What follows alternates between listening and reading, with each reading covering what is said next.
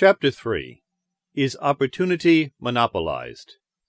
No man is kept poor because opportunity has been taken away from him, because other people have monopolized the wealth and have put a fence around it. You may be shut off from engaging in business in certain lines, but there are other channels open to you. Probably it would be hard for you to get control of any of the great railroad systems. That field is pretty well monopolized.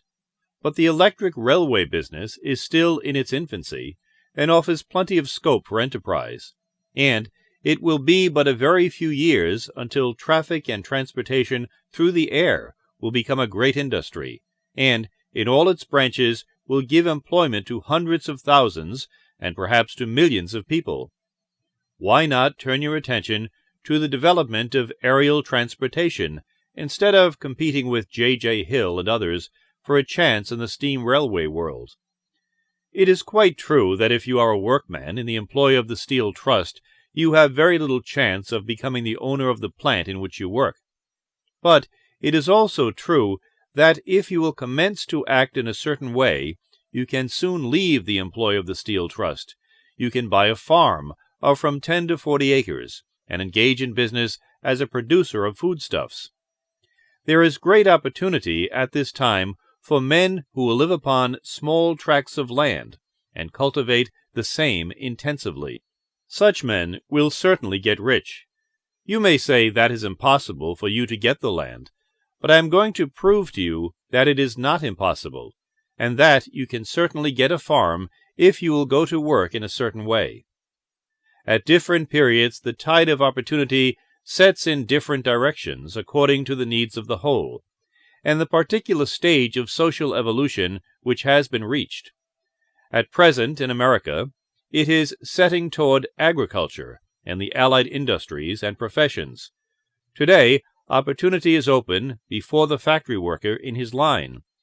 It is open before the businessman who supplies the farmer more than before the one who supplies the factory worker, and before the professional man who waits upon the farmer more than before the one who serves the working class. There is abundance of opportunity for the man who will go with the tide instead of trying to swim against it. So the factory workers, either as individuals or as a class, are not deprived of opportunity. The workers are not being kept down by their masters. They are not being ground by the trusts and combinations of capital.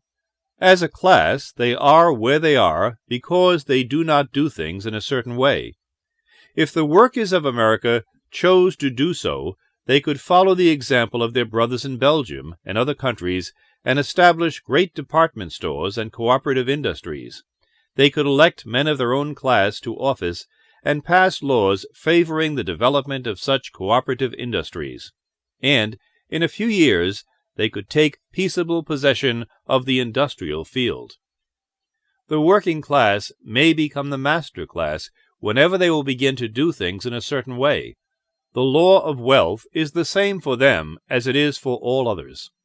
This they must learn, and they will remain where they are as long as they continue to do as they do. The individual worker, however, is not held down by the ignorance or the mental slothfulness of his class. He can follow the tide of opportunity to riches, and this book will tell him how. No one is kept in poverty by a shortness in the supply of riches. There is more than enough for all. A palace as large as the Capitol at Washington might be built for every family on earth from the building material in the United States alone, and under intensive cultivation this country would produce wool, cotton, linen, and silk enough to clothe each person in the world finer than Solomon was arrayed in all his glory, together with food enough to feed them all luxuriously. The visible supply is practically inexhaustible, and the invisible supply really is inexhaustible. Everything you see on earth is made from one original substance out of which all things proceed. New forms are constantly being made, and older ones are dissolving, but all are shapes assumed by one thing. There is no limit to the supply of formless stuff or original substance, The universe is made out of it, but it was not all used in making the universe. The spaces in, through, and between the forms of the visible universe are permeated and filled with the original substance, with the formless stuff, with the raw material of all things. 10,000 times as much as has been made might still be made, and even then we should not have exhausted the supply of universal raw material.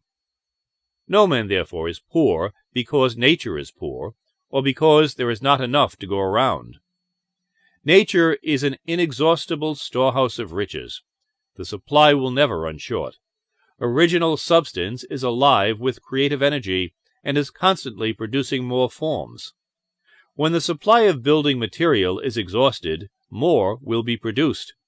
When the soil is exhausted, so that foodstuffs and materials for clothing will no longer grow upon it, it will be renewed, or more soil will be made. When all the gold and silver has been dug from the earth, if man is still in such a stage of social development that he needs gold and silver, more will be produced from the formless. The formless stuff responds to the needs of man. It will not let him be without any good thing. This is true of man collectively. The race as a whole is always abundantly rich, and if individuals are poor, it is because they do not follow the certain way of doing things which makes the individual man rich. The formless stuff is intelligent. It is stuff which thinks. It is alive, and is always impelled toward more life. It is the natural and inherent impulse of life to seek to live more.